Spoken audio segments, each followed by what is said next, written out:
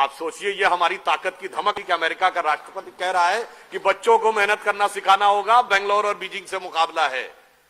तो हमने वहां तक भी पाया। पर इसी के साथ अगर हम थोड़ा और आगे बढ़ें, हमने कुछ चीजों को इग्नोर भी किया। हमने आईआईटीज बनाई, एम्स बनाया, आईएम्स बनाए, नई टेक्नोलॉजी, नए एनवायरनमेंट में हम तेजी से आगे बढ़े। पर देयर आर सर्टेन थिंग्स जो हमारी थी और हमसे खोती चली गई। You remember just 50-60 years back on the issue of agriculture what was said? अरे दुनिया चांद पे पहुंच गई, तुम गाय के गोबर पे पड़े हो। गाय के गोबर से कोई खेती होती है? Go for mechanized farming, chemical fertilizers, advance technology. आज क्या हुआ 50 साल के बाद? गो फॉर ऑर्गेनिक फार्मिंग, आ गए गाय के गोबर पे। और वो हमारा था, हमारा मजाक उड़ाया था 50 years बैक, जब कहते थे आयुर्वेद की बात, अरे फूल पत्ती खाने से कोई इलाज होता है? B scientific, go for Terramycin, Crocin, Metacin, new medicine. आज क्या कहते हैं? Go for herbal medicine. ये हमसे खो गया या खोते जा रहे हैं। जस्ट 50-60 years बैक जब हम ये कहते थे पेड़ की पूजा करो, पहाड़ की पूजा करो, नदी की रक्षा करो, तो what was said? This is the reminiscence of primitive tribal civilization. यही एलिगेशन था ना। And now from Rio de Janeiro of 1992 to Copenhagen of 2009 to Paris of 2016, अब आप क्या कह रहे हैं? पेड़ की रक्षा करो, नदी की रक्षा करो, पहाड़ की रक्षा करो, जंगल की रक्षा करो। ये हमारा था और हम उसको छोड़ते चले गए। So that's why I want to say there are certain things जो हमारे पास बहुत कुछ थी और हमने बहुत कुछ खोया। Another example I would like to give.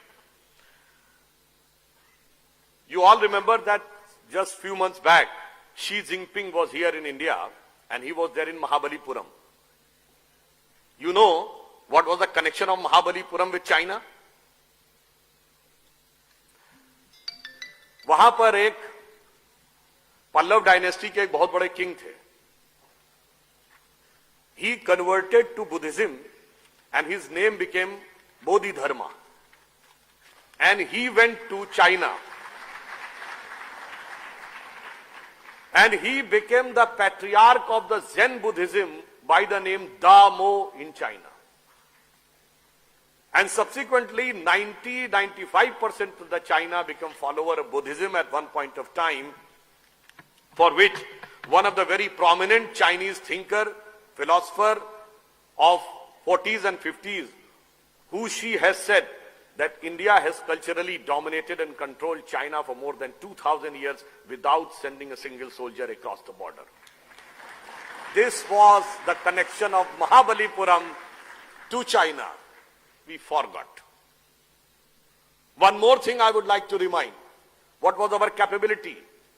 In the first non-aligned summit, the then President of Indonesia, Ahmad Sukarno, which is the biggest Muslim country in the world, has come to India. When he was returning, the return gift was given by Pandit Nehru. Then he asked for another gift. Then it was asked, kya chahiye aur? Then he said, 4 ghade Ganga Jal. Then his counterpart of Pakistan said, what you are asking? You are a Muslim country and asking for Ganga Jal. He said, by change of circumstances, we have changed our way of worship, but we cannot change our forefathers. So what the connection India was having across the world, ये तो Indonesia है। और America के मूल निवासियों को क्या कहते हैं?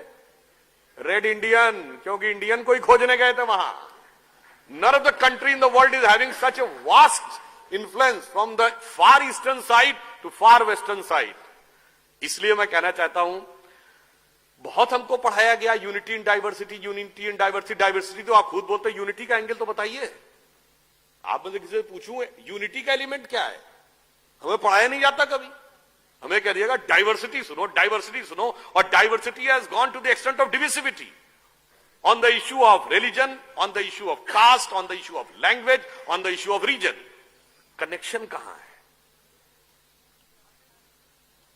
वो कौन सा पॉइंट है जो जोड़ता है? मैं आपको बताऊं कौन सा पॉइंट जोड़ता है।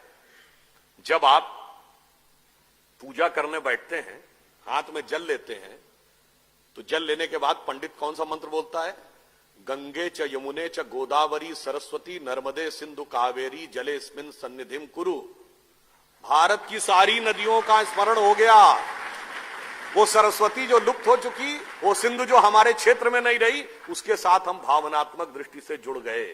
जब आप रामेश्वरम में जाते हैं तो 22 कुओं से स्नान करना पड़ता है, वो सब किसी न किसी तीर्थ के प्रतीक है। और जब आप रामेश्वरम के शिवलिंग के आगे दर्शन करते हैं श्रद्धा से, तो अमरनाथ से आपका संबंध स्वयं जुड़ जाता है, और सोमनाथ से भी जुड़ जाता है, मल्लिकार्जुन से भी जुड़ जाता है। तो व्हाट हैपेंड, हमने बहुत कुछ पाया और हमारे पास बहुत कुछ था, हमने बहुत कुछ खोना भी शुरू किया। एक और ऑन द लाइटर नोट कहना चाहूंगा, 70 साल पहले क्या हमें समझाया जाता था कि गोधन गज धन बाज धन और रतन धन खान, जब आवे संतोष धन सब धन धूर समान। और आज क्या सिखाया जाता है? ये दिल मांगे मोर। तो भाई जब हर आदमी मोर चाहेगा तो एनवायरनमेंट का भी क्राइसिस, सोसाइटी का भी क्राइसिस, परिवार में भी क्राइसिस। फिर एक और बात मैं कहना चाहता हूं, हो सकता कुछ लोगों को अच्छा लगे, कुछ को। उस समय युवाओं के अंदर एक जज्बा होता था कि हमें देश को बदलना है, देश के लिए कुछ बलिदान करना है। अब मैं कहूंगा जब हम लोग छोटे थे, स्कूल में पढ़ते थे, एट दैट टाइम अगर आप किसी लड़की को आइटम गर्ल कह दें तो डिसिप्लिनरी एक्शन पक्का है। मगर आज item girl is not a derogatory word, but behen ji has become a derogatory word. तो हम 70 साल में कहां पहुंच रहे हैं, जरा इसको भी हमें अच्छी तरह देखना होगा। वैसे आजकल काफी ज्यादा स्वतंत्रता सेनानियों और इन सबका आह्वान किया जा रहा है जगह जगह। Not going on any political aspect, I just want to say, आजकल वो राम प्रसाद बिस्मिल जी की नज्म भी बहुत बोली जा रही है ना, सरफरोशी की तमन्ना अब हमारे दिल में है, देखना है जोर कितना बाजुए कातिल में है। इस पे एक मूवी में इसका एक सटायर बनाया गया था, वो भी बड़ा विचार करना, मेरे थॉट को हिट किया। वो कहता है सरफरोशी की तमन्ना अब हमारे दिल में है, देखना है जोर कितना बाजुए कातिल में है।